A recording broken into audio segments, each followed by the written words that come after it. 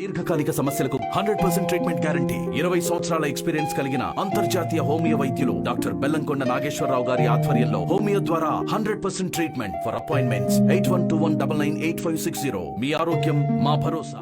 మాతృదేవో భవ. శ్రీధరీయం YouTube channel ప్రేక్షకులకి స్వాగతం, సుస్వాగతం. సంక్రాంతి శుభాకాంక్షలతో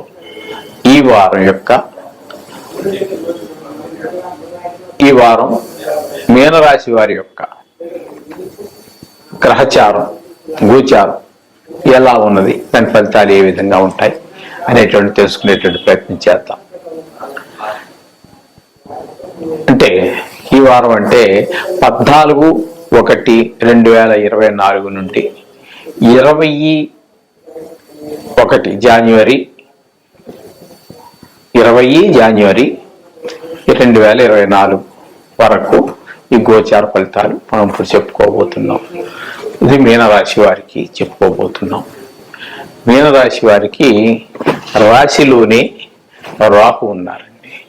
రాశిలో రాహు ఉండటం శుభ ఫలితాలను ఇవ్వజాలడు. అట్లాగే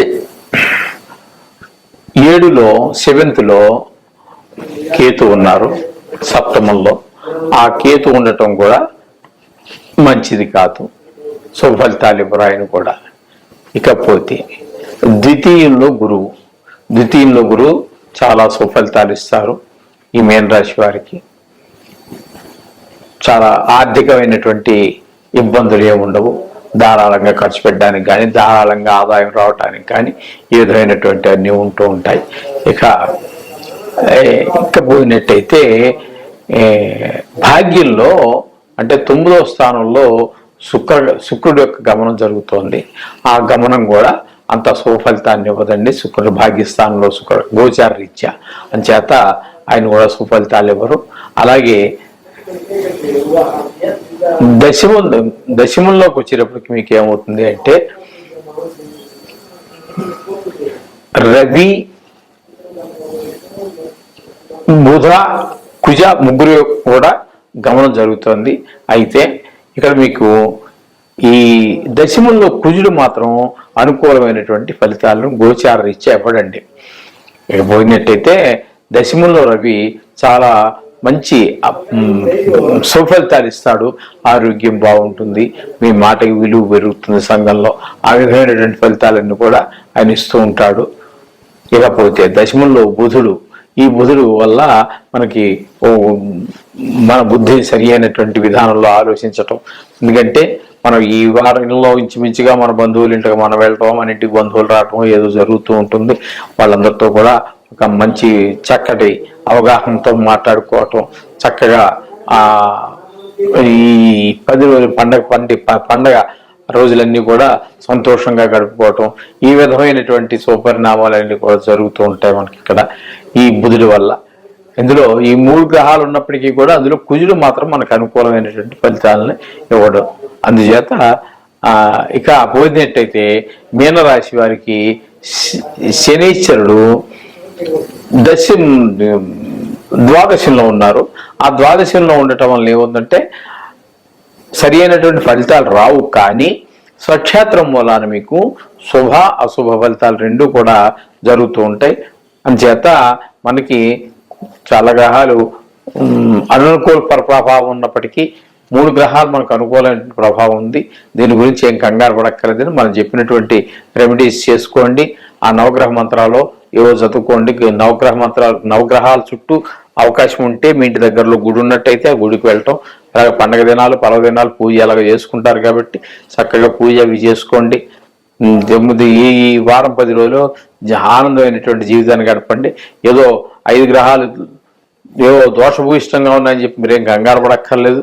ఎందుకంటే ఈ దోషం ఎవరైతే చెప్పారో దాని పరిష్కారం చెప్పింది కూడా నేను కాదండి, ఆ మహానుభావులు చెప్పారు. ఎవరైతే ఈ జ్యోతిష్యాన్ని రాశారో ఆ పరాశరుడు వరాహమిరుడు ఇత్యాదులు ఎవరైతే ఉన్నారో వారే చెప్పారు. దేనికి మీరు ఏదో వచ్చి మీద పడిపోయింది, మిన్ను వచ్చి మీద పడిపోయింది అన్నట్టుగా బాధపడక్కర్లేదు. ఏదో జరిగిపోయిందని చెప్పేసి ఏదో కోర్టులు వచ్చేస్తాయి. ఇవి అక్కర్లేనటువంటి మాటలు కూడా నేను చెప్పనండి. శాస్త్రం ఎంతవరకు చెప్తోందో అంతవరకే చెప్తాం. ఏది ఎక్కడి నుంచి ఏది ఊడిపడదు, ఎక్కడి నుంచి ఏది టక్కన వెళ్ళిపోదండి.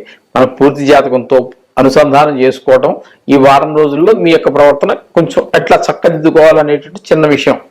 ఎందుకంటే 100 సంవత్సరాల జీవితంలో మొత్తం అంతా జాతకం ద్వారా తెలియాలి. గోచారం అనేది ఎప్పుడు కానీ అతి కొద్ది పీరియడ్ ఒక భాగం అంతే. జాతకంలో మన జ్యోతిష్యంలో ఒక భాగం అది. ఆ భాగంలో దానివల్ల వచ్చే ఫలితం కూడా ఒక చిన్న భాగమే. ఆ భాగంలో సంవత్సరాలు ఉన్నాయి, నెలలు ఉన్నాయి, ఇవన్నీ ఇది వారం ఫలితం. దీని గురించి కూడా ఏమీ అసలు అంతగా దీని గురించి అంత లోతుగా వెళ్ళి దీని గురించి బాధపడక్కర్లేదు. దీని గురించి అంత లోతుగా సంతోషపడడం కూడా అక్కర్లేదండి. చెప్పిన రెమెడీస్ చేసుకోండి. శుభప్రదమైనటువంటి జీవితం, సంతోషకరమైనటువంటి జీవితం, ఆనందంగా ఉత్సాహంగా అన్ని జరుగుతాయి. అందులో పండగ రోజులు కాబట్టి అటు పూజలతోటి బంధుమిత్రులతోటి అంత సంతోషంగా గడపండి. శుభం భూయాలు. దీర్ఘకాలిక సమస్యలకు 100% ట్రీట్మెంట్ గ్యారంటీ. 20 సంవత్సరాల ఎక్స్పీరియన్స్ కలిగిన అంతర్జాతీయ హోమియో వైద్యులు డాక్టర్ బెల్లంకొండ నాగేశ్వరరావు గారి ఆధ్వర్యంలో హోమియో ద్వారా 100% ట్రీట్మెంట్. For appointments 8121998560. మీ ఆరోగ్యం మా భరోసా. మాతృదేవో భవ.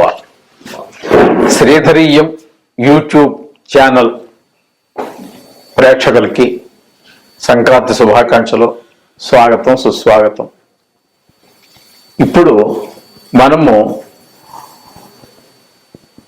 కన్యరాశి వారికి 14/1/2024 నుండి 20/1/2024 వరకు ఈ వారం రోజుల్లో గ్రహగతులు ఏ విధంగా ఉన్నాయి, వారి వలన ఆ గ్రహగతుల వలన ఈ కన్యారాశి వారికి ఏ విధంగా ఉన్నది అనేటటువంటిది మనం ఇప్పుడు తెలుసుకునే ప్రయత్నం చేద్దాము.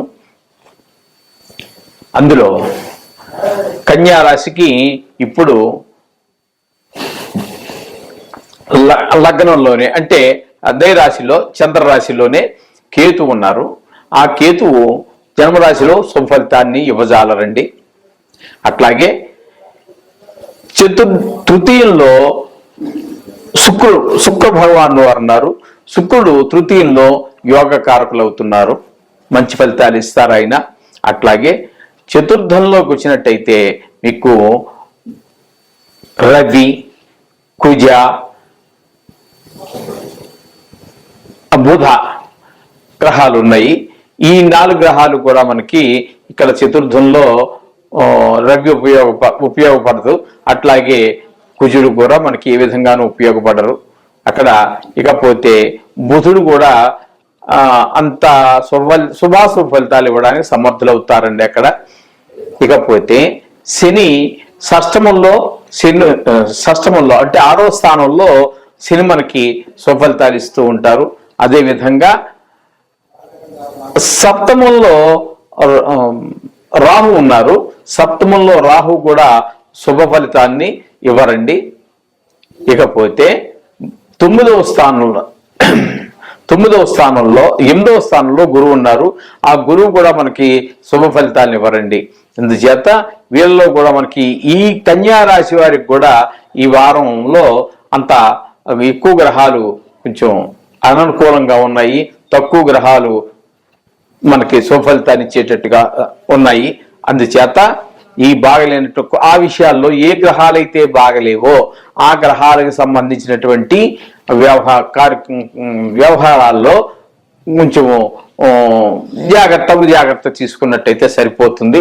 ఆ గ్రహాలకు మనం ఎలాగా రోజువారీగా మనం ఆ నవగ్రహ జపాలు చేసుకుంటూనే ఉంటాము. అదే శ్లోకం అయితే శ్లోకము, ప్రకాశక మంత్రం అంటే వేద మంత్రం అయితే వేద మంత్రము, లేదా దానికి బీజాక్షర మంత్రాలను ఉంటాయి, అవి చదువుకునే వాళ్ళు అవి చదువుకోండి.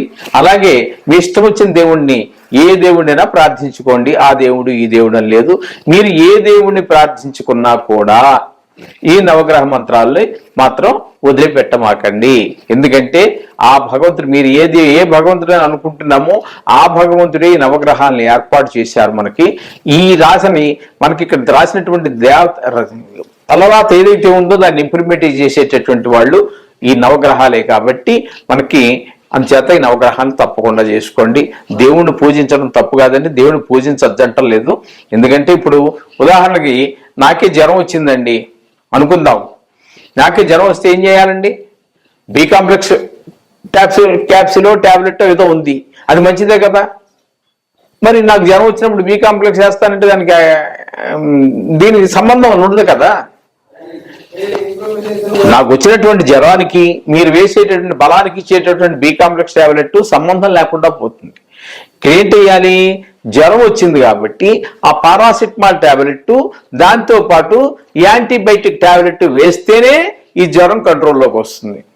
అందుచేత ఈ గ్రహాలకు సంబంధించినటువంటి ఈ దోషాలు తగ్గుముఖం పట్టాలన్నా, ఈ బాగున్నటువంటి గ్రహాల యొక్క శక్తి మరింత పెరగాలన్నా మీకు ఈ నవగ్రహ మంత్రాలు అనేటటువంటివి చాలా ఇంపార్టెంట్. మనం చాలా పూజల్లో కూడా ఆఖరికి గృహప్రవేశాల్లో కావచ్చు, వేరే గుడి ప్రతిష్టల్లో కావచ్చు, లేదా మన వివాహ ఉపనయనాది వాటిల్లో కూడా మండపాలు వాటిల్లో కూడా ఎక్కడ మండపారాధన చేసి సత్యనారాయణ వ్రతంలో కావచ్చు, చాలా వ్రతాల్లో కూడా ఈ నవగ్రహ మండపారాధన ఖచ్చితంగా చేస్తూ ఉంటారు. ఎందుకంటే గ్రహాల యొక్క అనుకూలత ఉందా కావాలి కాబట్టి. ఆ గ్రహాల యొక్క అనుకూలత లేకపోతే మిగతాది మనకి విఘ్నేశ్వరుని ఎలా అయితే ముందు మనం తప్పకుండా ప్రార్థిస్తామో దాని తర్వాత అదే ఆ విఘ్నేశ్వరుని పశు విఘ్నేశ్వరుని మనం చేసి పెట్టుకున్నటువంటి మండపం మీదే ఖచ్చితంగా ఈ నవగ్రహ మండపాన్ని కూడా ఏర్పాటు చేసుకోవడం చేస్తూ ఉంటారు పెద్దలందరూ కూడా. అందుచేత ఈ ఏం కంగారు పడక్కర్లేదని చక్కగా మీరు చేసుకునే పూజ కూడా తప్పకుండా చేసుకోండి. గ్రహాలను మాత్రం వదిలిపెట్టవద్దు. అలాగే మనకు బాగలేనటువంటి గ్రహాలు ఏవైతే ఉన్నాయో ఆ గ్రహాల యొక్క ఆ కేతువు, రవి వల్ల ఆరోగ్యము, కుజుడి వల్ల గాయాలు, రాహు వల్ల మనశ్చర్యం, ఎక్కడో పొద్దుటున్న ఆలోచన సాయంత్రం లేకపోవటం, అట్లాగూ గురుడు వల్ల కొంచెం ఆదాయం తగ్గేటువంటి అవకాశం కూడా ఉన్నది. అలాగే ఈ బుధుడి వల్ల కూడా మనకి ఏంటంటే ఇక్కడ మనకి ఈ వృత్తి కారకుడు కాబట్టి ఆ వృత్తి అంటే వ్యాపారం కావచ్చు, మీరు వ్యాపారం చేయొచ్చు, ఉద్యోగం చేయొచ్చు, నేను ఈ పని చేయొచ్చు, వారు ఇంకోటి పని చేయొచ్చు. ఎవరు ఏ పని చేసినా ఆ వృత్తిల్లో కూడా బాగలేనటువంటి ఆయనకు సంబంధించినటువంటి కొంచెము వెనకడుగు పడేటువంటి అవకాశం ఉంటుంది. అంచేత మీరు మనం చెప్పినటువంటి రెమెడీ చేసుకున్నట్టయితే ఈ దోషాలన్నీ తొలగిపోతాయి. దాని గురించి మీరు ఏ ఆలోచించాల్సిన పనే లేదండి. ధైర్యంగా ఉండండి. ఈ గ్రహాలు బాగలేవు, ఏదో అయిపోతుంది, ఏం కాదండి. మనం చెప్పుకున్నటువంటి రెమెడీ చేసుకున్న సేపు మీకు ఏమీ కాదు, ఖచ్చితంగా చెప్తున్నాను. ఈ నవగ్రహాలు మాత్రం కంపల్సరీగా నేర్చుకోండి. అది ఇంకెప్పుడు కాలం పుస్తకం పెట్టి చదువుతాను, ఏదో అవసరార్థం ఇప్పుడు బాగాలేదు పరిస్థితి కాబట్టి చేసుకుంటాను అనే వద్దండి. దేవుడి పూజ ఎలా అయితే మనం నిత్యము మన జీవితంలో ఒక భాగంగా చేసుకుని స్నానం చేసిన వెంటనే పొద్దున స్నానం చేసిన కొంతమంది సాయంకాలం కష్టజీవులు సాయంకాలం ఎక్కువగా చేస్తూ ఉంటారు. ఎప్పుడు చేసినా వాళ్ళు నమస్కారం దేవుడు పెట్టుకోవడం జరుగుతూ ఉంటుంది. అలాగే విధంగానే మనం ఎప్పుడు మీరు స్నానం చేసినా మీ వీలుని బట్టి ఖచ్చితంగా ఈ నవగ్రహ మంత్రాలు లేకపోతే బీజాక్షరాలు మరొకటో చెప్పుకోండి. లేదు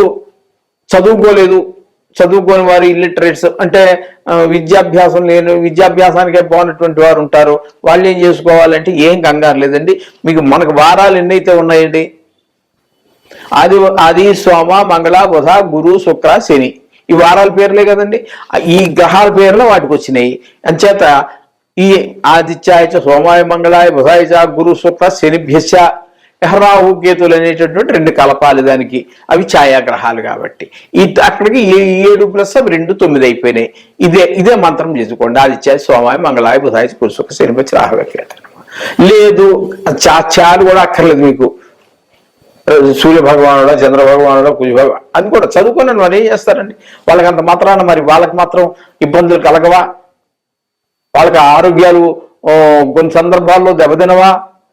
వారికి డబ్బులు ఇబ్బంది రాదా? అంచేత ఎవరికి ఏ ఇబ్బందులు వచ్చినప్పటికీ కూడా ఇవన్నీ ఈ నవగ్రహాల మధ్యలోనే ఈ 12 రాసుల మధ్యలోనే జరుగుతూ ఉంటాయి. కాబట్టి ఖచ్చితంగా వీటిని ప్రతి వారు ఏమి లేకపోతే వారాల పేరు చెప్పుకోండి. రాహువు కేతు అనేది 2 కలపండి. ఇది ఒకసారి ప్రార్థించుకున్నట్టయితే మీకు సకల శుభాలు చేకూరుతాయి. మీరు దేనికి పెద్ద తలకిందులైపోయి ఏదో అయిపోతుంది బెంగ వద్దండి. అంచేత ఖచ్చితంగా అందరూ ధైర్యంగా ఉండండి. నవగ్రహ మంత్రం చేసుకుంటూ ఉండండి. ఈ కొత్త సంవత్సరం అనే కాదండి, ఎప్పుడు జీవితాంతం కూడా చేసుకుంటూ ఉండండి. జీవితం అంతా కూడా ప్రశాంతంగా తీసుకోండి. శుభం భూయాత్.